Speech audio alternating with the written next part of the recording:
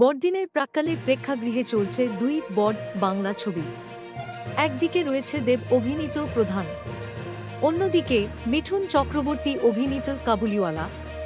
তবে এবারের শীতে বাংলা ছবির সফর খুব সহজ নয়, কারণ একই সময়ে মুক্তি পেয়েছে শাহরুখ খানের ডাঙ্কি এবং প্রভাসের সালার। হিন্দি ছবির সঙ্গে বাংলা ছবি কতটা এঁটে উঠতে পারছে তা নিয়ে কৌতূহল থাকেই, কিন্তু বছর শেষে টলিপাড়ায় দুই বাংলা ছবির টক্কর নিয়ে জোর চর্চা শুরু হয়েছে। ছবি মুক্তির পর কেটেছে 4 দিন। চলতি মাসের শুরু থেকেই এই দুই বাংলা ছবিকে নিয়ে আগ্রহের পারদ সময়ের সঙ্গে ঊর্ধ্বে উঠেছে। গত বছর প্রজাপতি ছবিতে দেব-মিঠুন জুটিকে দেখেছিলেন দর্শক।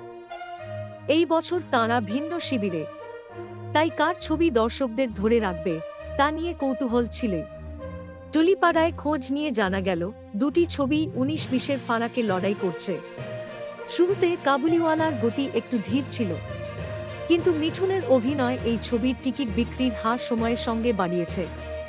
অন্যদিকে বিগত 3 বছর ধরে বড়দিনে ছবি নিয়ে আসছেন দেব, তাই প্রত্যাশা মতো শুরু থেকেই প্রধান জোর কদমে যাত্রা শুরু করেছে। Thank you so much for watching. Subscribe our channel and press the bell icon for more updates.